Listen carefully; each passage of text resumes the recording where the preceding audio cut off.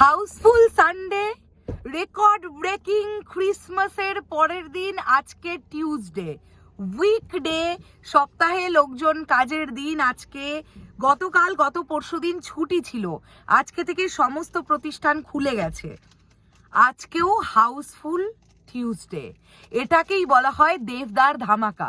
নমস্কার বন্ধুরা, আমি পৌশালী, চলে এলাম আরো একটা নতুন ভিডিও নিয়ে।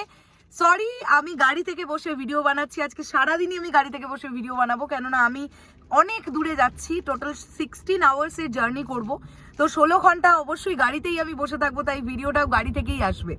এখন এই ভিডিওতে যে বিষয়টা নিয়ে কথা বলতে এসেছি, আমি জাস্ট নাও বুক মাই শোটা খুললাম, যে গত পরশুদিন এবং গতকাল এরকম রেকর্ড ব্রেকিং কালেকশনের পরে গত পরশুদিনের বক্স অফিসটা ঠিক আছে, ওটা আমরা প্রেডিকশন করতে পেরেছিলাম যে ওরকমই হবে, বাট গতকাল যেটা ঘটে গেছে সেটা জাস্ট অভাবনীয়।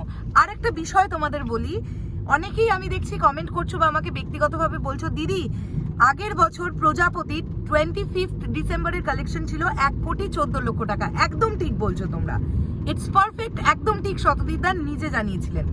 এইবার বিষয়টা হচ্ছে, তোমরা একটা জিনিস কিন্তু মাথায় রেখো, গত বছর কিন্তু প্রজাপতির সঙ্গে শাহরুখ খানের ছবি বা প্রভাসের ছবি ছিল না। গত বছর কিন্তু ডাঙ্কি বা সালার ছিল না। এবছর কিন্তু ডাঙ্কি এমন বিজনেস করছে যে নো শেয়ারিং এ বিজনেস করছে। যে হলে ডাঙ্কি চালাতে পারবে সেই হলে অন্য কোনো ছবি তারা নিতে দিচ্ছে না।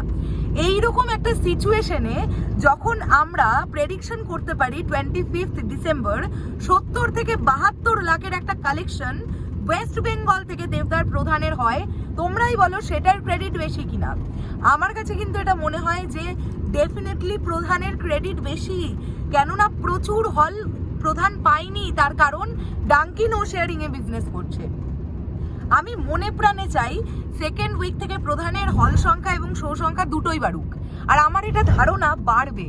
তার কারণ হল মালিকরা ফিল করে গেছে যে ভাই এই সিনেমাটা তো বাঙালি দর্শক দেখতে আসবে, তারা তাদের সিনেমা হলে প্রধানকে নিলে তারা লস খাবে না। আর যাই হোক, কাজেই সেকেন্ড উইক থেকে মোস্ট প্রবাবলি কিন্তু শো এবং হল দুটোই বাড়বে, আর সেটা যখন হবে তখন কালেকশনের গ্রো কিন্তু আরো হবে ডেফিনেটলি। দেখো, একটা ছবি যখন রিলিজ হয় তখন সেই ছবিটার যেরকম হাইপ থাকে, লাইক আমরা 25 ডিসেম্বর যে কালেকশনটা দেখতে পেলাম, অর্থাৎ গতকাল, মানে অফিসিয়ালি অ্যানাউন্সমেন্ট হয়নি, বাট আমরা তো এটা প্রেডিকশন করতে পারি।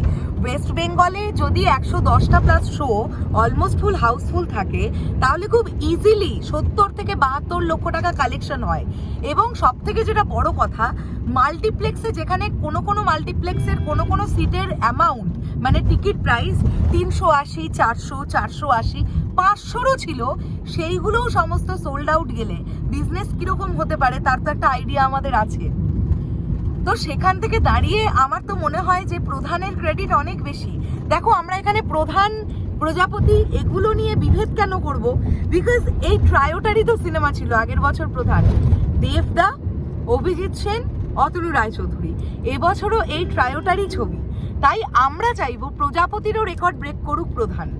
সেটা যদি করে দেখাতে পারে, ইটস আ হিউজ রেকর্ড, দেবদার কেরিয়ারের অন্যতম রেকর্ড। কারণ একটাই, ডাঙ্কির সঙ্গে রিলিজ করেছে প্রধান, ঠিক আছে, যেটা কিন্তু হল দিচ্ছে না, যে ছবিটা কোনো মানে অন্য কোনো সিনেমাকে হল পেতে দিচ্ছে না, এরকম একটা সিনেমার সঙ্গে। যাই হোক, আমরা যেটা নিয়ে আলোচনা করব এখন সেটা হচ্ছে এই যে আমি বললাম যে হাউসফুল টিউসডে কেন বললাম। তোমরা বুক মাই শোটা খোলো, নন্দন রাধা স্টুডিও তো ডেফিনেটলি সোল্ড আউট, অবশ্যই তাই।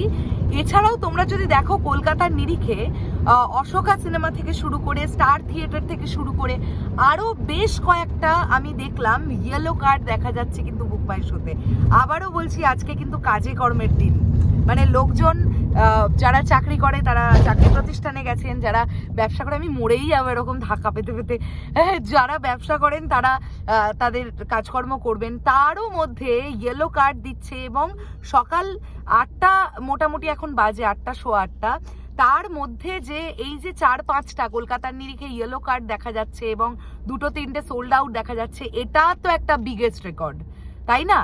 অবশ্যই যদি আমি বলছি বাকি দিনগুলোতে প্রধান যদি বেশি না 15 থেকে 17 লক্ষ টাকা করেও কালেকশন করতে পারে, এই ছবিটা লং রানের ঘোড়া। মানে এই ছবিটা জাস্ট প্রজাপতি চলেছিল 150 দিন, আমার ধারণা টুকটুক টুকটুক করে প্রধানও প্রায় 150 দিন চলবে, এবং আমি চাই প্রধান 150 দিন চলুক। আমার সামহাউ প্রজাপতির থেকেও প্রধান বেশি ভালো লেগেছে। আর আমি একা বলছি না, প্রজাপতির সময় রিভিউতে কেউ কেউ নেগেটিভ পয়েন্ট বলেছে, যার যেমনটা মনে হয়েছে। তোমরা নিজেরা শোনো, প্রধানের সময় নেগেটিভ বলছেই না কেউ। অডিয়েন্স যারা দেখে বেরোচ্ছে তারা এক বাক্যে বলছে দুর্দান্ত একটা সিনেমা দেখে বেরোলাম। ঠিক আছে, ওয়ার্ড অফ মাউথ অত্যন্ত স্ট্রং এই ছবিটার।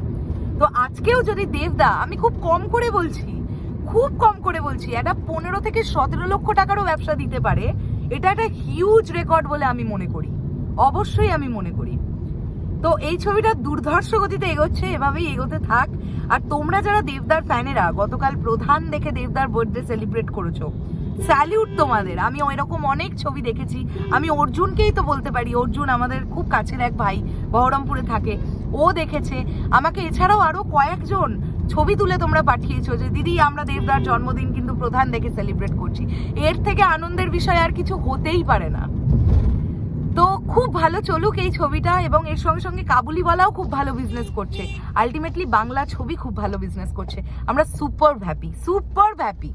চলো বন্ধুরা, তোমাদের কি বক্তব্য এন্টায়ার বিষয়টাকে নিয়ে কমেন্ট করে জানিও। আসছি আবার খুব শিগগিরই নতুন কোনো ভিডিও নিয়ে। তাহলে এখনের জন্য সকলকে টাটা।